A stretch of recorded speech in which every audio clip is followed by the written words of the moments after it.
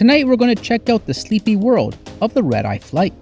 While many are fast asleep on the ground, these flights make quick work, providing early morning arrivals in the east. And as much as I fly, this will be my first time experiencing these overnight flights, as I head to a place I haven't been in over 6 months. Good evening and welcome back to another video. Tonight we're going to do something I don't think I've ever done before and something I definitely can't do in Japan. Tonight we're going to grab a red-eye from Calgary to the center of the universe with Air Canada, and we'll see how they operate these cross-country overnight flights. The flight is set to depart at 11:40 p.m. so come along as we go from A to B. Let's brush our teeth, put on some pajamas, maybe grab a nightcap, and let's head to the 6. Well, it was mid-July, and I arrived at the airport a bit before 9 p.m. With the long summer days, the sun is still well above the horizon, with a good 90 minutes of daylight left, and we're able to enjoy a wonderful end to the day. Thanks for joining me for a few minutes for this overnight trip. If you are new to the channel, my name is Andrew, and I enjoy bringing you some of my travels, showing you what you can expect on some of the various travel options we are fortunate enough to have. If you're looking for some travel options or just want to see and experience some services airlines and other travel companies provide, you came to the right place. And I hope your day was as picture perfect as what we see here. There is a definite end of the day vibe in the airport at this hour. There's no early morning excitement, long lines, or aroma of an early morning coffee.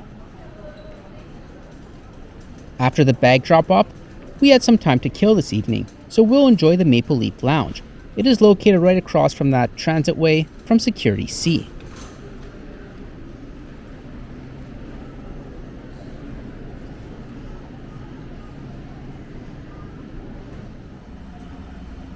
This has got to be one of my favorite domestic lounges Air Canada has. It's designed nicely, spacious, and has good ambiance. What do you think? The outside views are not too bad either. The only thing which is missing are shower facilities, but those are far and few between in the world of domestic lounges. I headed to the center bar counter soon after arriving, and there's a pretty solid drink selection. And according to my watch, it was gin Tonic O'Clock. There's also a caffeine dispenser for those wishing to pull an all-nighter. The food selection provides a nice but simple choice of hot and cold items. There's some soup, chips, and cookies to the right of the salad bar, and the salad bar itself doesn't look too bad, does it? The wraps and chocolate morsels caught my eye. In terms of hot items, there was a Mexican rice and some tacos. I didn't bother, but it was only when I was editing this video that it occurred to me that July 16th was a Tuesday, which meant I missed out on Taco Tuesday. Totally unacceptable. Now, ANA may have their noodle bar in Tokyo, but Air Canada has their sliders in Calgary, complete with frizzled onions, barbecue sauce, cheese, and a dill pickle, which are made to order. And I always look forward to these whenever I visit this lounge. Now, which is better? Well, that's a tough choice. Tonight we're departing from gate 54, and there's our 737 MAX. Boarding was fairly quick, and I took my seat in 3A, the second last row of business class, which had a blanket and pillow. Since the lights will be off for the duration of the flight, I'll show you about the business class cabin before we get rolling.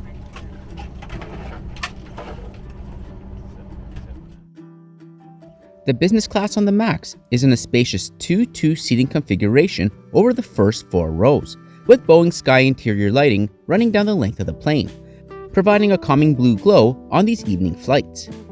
The cabin has a nice dark appearance with the charcoal gray seats, entryway, and soft blue bulkheads. The first row is a bit more exposed with the IFE monitors on the forward bulkhead, and the ones for seat 1A and 1B are awkwardly close together.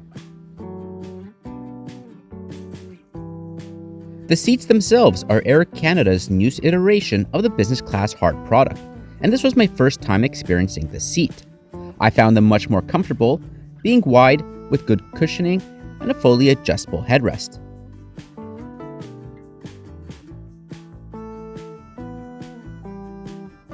The armrest opposite of the center console contains the tray table, One thing that is noticeable with these new seats is that the table sits a few inches higher compared to the ones in the older seats, so it's at a more ideal level for eating or doing work.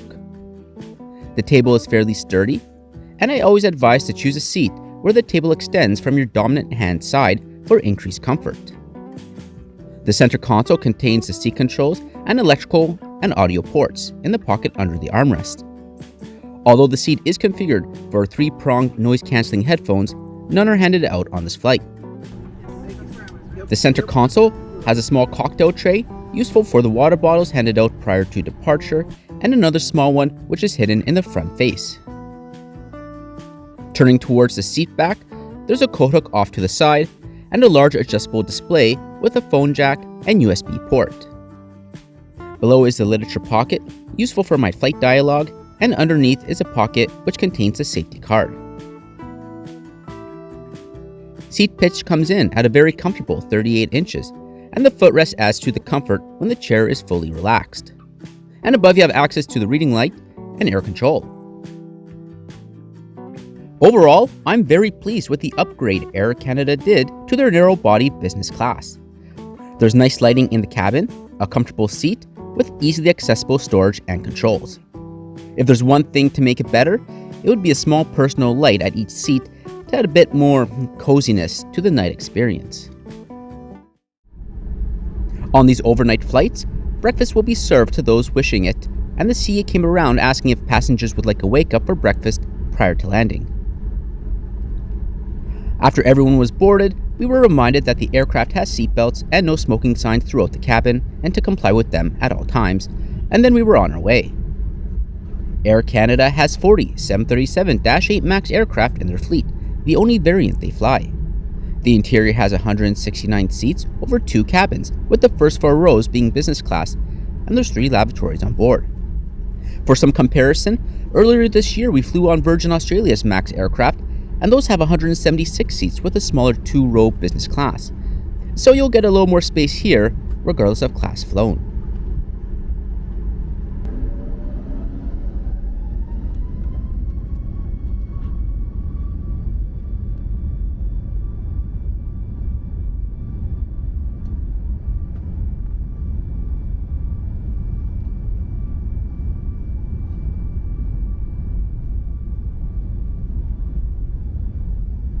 It's just over 3 hours flying to reach the GTA, so in terms of a night flight, this is about as short as you're going to want to get. Once we got up in the air, there was a quick bar service. The entire menu is available on the IFE system. With the time change, it was gin Tonic O'Clock once more, a nice way to end the evening. With the drinks came the snack basket, and I got a Kit Kat because, well, why not? Turning towards the IFE experience, after takeoff, complimentary headphones were handed out in business class. They're the normal ones you'd get in economy, so having your own noise-canceling headphones would be the better option here. The system is easy to use, with a large library that you can expect with any full-service North American carrier. I didn't end up really watching anything as I went to bed soon after this. I do like though how the IFE now displays the drink and meal service, and it's nice to see that there are 2 offered on this 3-hour overnight flight, though this information is geared towards economy passengers. Air Canada offers Wi-Fi on most flights, but it was not working this flight. I thought it was a one-off thing, but I flew another red-eye 2 weeks later on the same type of aircraft, and that too had no Wi-Fi at night. Not sure the reason. Are the satellites not aligned at night? But if you know, leave a comment, then let's see if we can get to the bottom of this. Shortly after the drink service, I turned off the screen. The cabin still has a strong full moon type lighting, so having an eye mask isn't a bad idea. With the seat reclined, leg and foot rest deployed, the seat is pretty good to fall asleep in, and that's exactly what I did for the next 2 hours. I woke up several hours later with the aroma of breakfast entrees filling the cabin. There were 2 options, the omelette and French toast, and I went with the former. Breakfast was served with the last 45 minutes to go, and it doesn't look too bad, does it? The dish came with some fresh fruit, yogurt, and a bun. I really enjoyed this breakfast, and I prefer the omelette to the one on my Singapore-Vancouver flight. Usually I'm not a chicken sausage guy, but it worked well, and the tomato salsa had some good flavor to match the omelette. This was a very delicious meal and had no problems finishing it. As you can see, I barely had that gin tonic which I got 3 hours earlier. And before we land, here's a look at the front business class lavatory. I noticed the washrooms on the MAX aircraft are notably narrow, but this one is a bit wider compared to the ones in the rear of the plane and has a full countertop.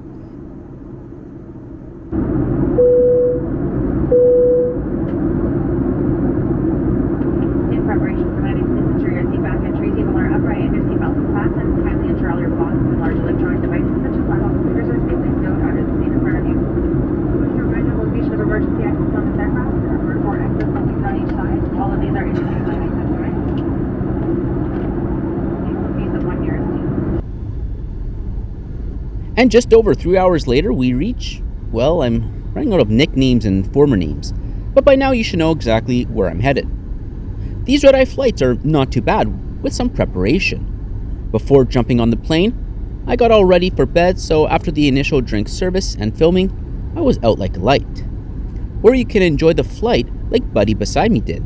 He had a bag of chips and crushed through a couple movies. And that's the best part about traveling.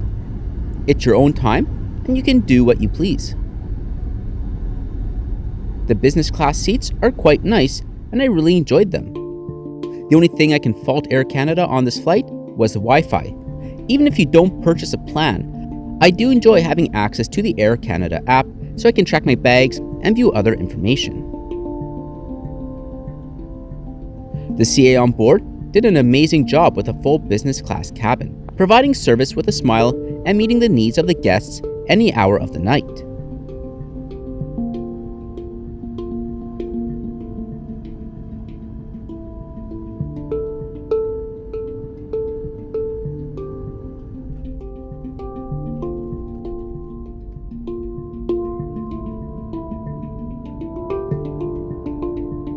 Generally speaking, these red-eye flights are some of the cheapest, and this flight, booked in economy one way, came out to $328, and I was able to upgrade using my credits.